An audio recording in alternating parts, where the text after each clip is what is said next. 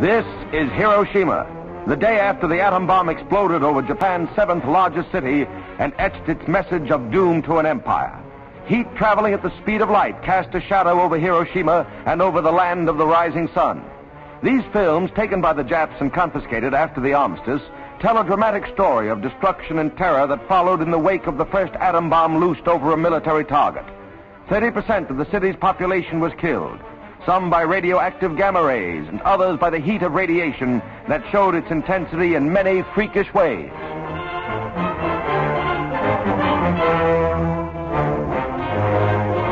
And this is Hiroshima 1 year after. The release of these films by the United States Strategic Bombing Survey coincides with the anniversary of the blast which hastened the end of the war. They show Hiroshima still bearing the scars of atomic energy, still a city of rubble and destruction. A life of bare essentials is the lot of the little men who dreamed of world rule and ended up as hosts to Uncle Sam's occupation army. The trolleys are running, but a year later it's still a city of the dead. First victim of the atom bomb.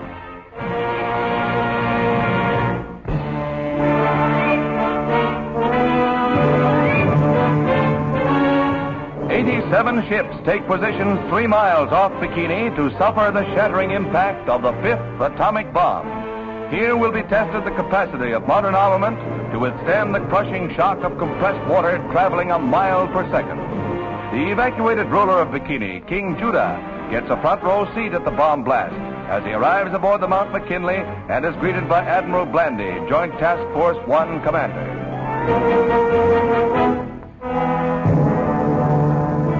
The bomb raft for Test Baker is ready. The abandoned ship signal is hoisted, and the scientific staff and crew are checked off.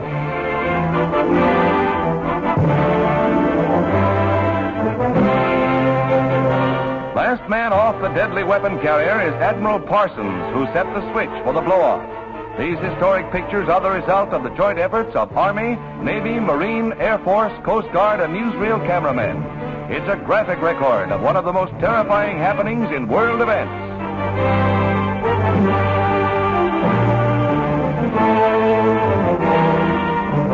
Admiral Parsons, Navy's #1 atomic bomb expert, reports to Admiral Blandy aboard the flagship that all is in readiness for the test. Close by, the Los Alamos firing ship receives the staff of scientific personnel, which will time the experiment and set off the blast by radio beam.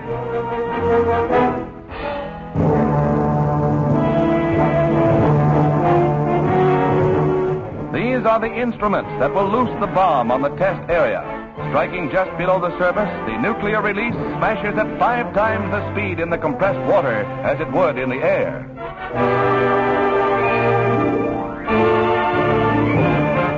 The signal, 2 minutes to go, and everyone in the fleet stands by to picture history in the making, a scene that excites even the most experienced newsmen.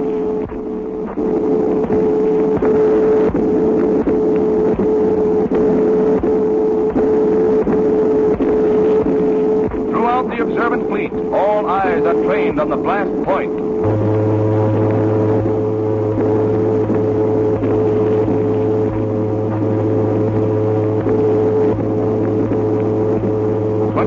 Seconds, 20 seconds, 15 seconds. Dr. Holloway, leader of the Los Alamos group, and the entire fleet waits in almost agonized tenseness. Now but 5 seconds to go, and...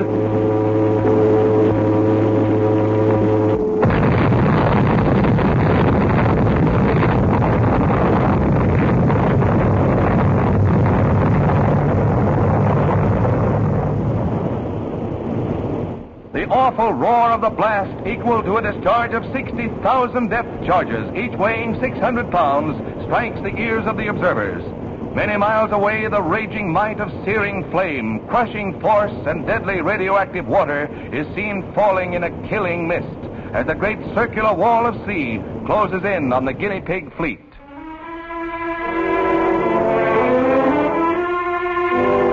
The combined forces let loose swamp the nearby ships and crush their thickly armored hulls like cardboard.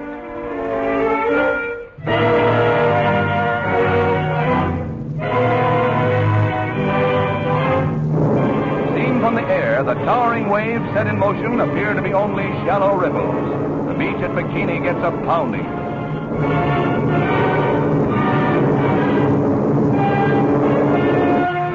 A television screen records an on-the-spot picture story.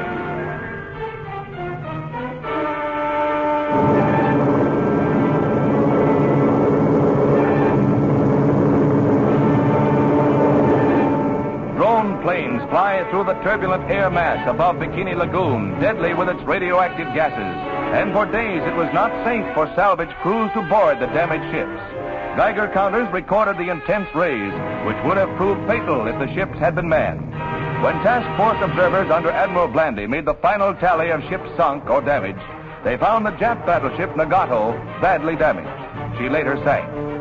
The destroyer Hughes was beat to prevent its sinking.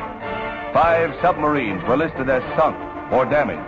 And the historic old battleship New York was a battered hulk, its superstructure twisted and torn. The proud Saratoga, veteran of many naval campaigns, goes down many hours after the blast.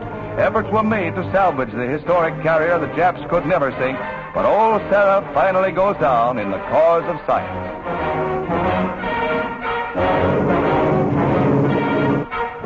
And now are shown the most dramatic pictures of the underwater blast, taken from a photographic plane. Here is the motion picture spectacle of all time.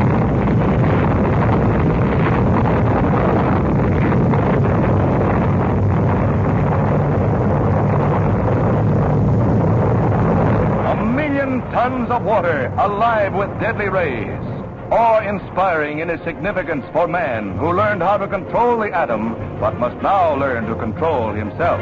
There is but one defense against the atom bomb, and that is distance. And distance will mean nothing without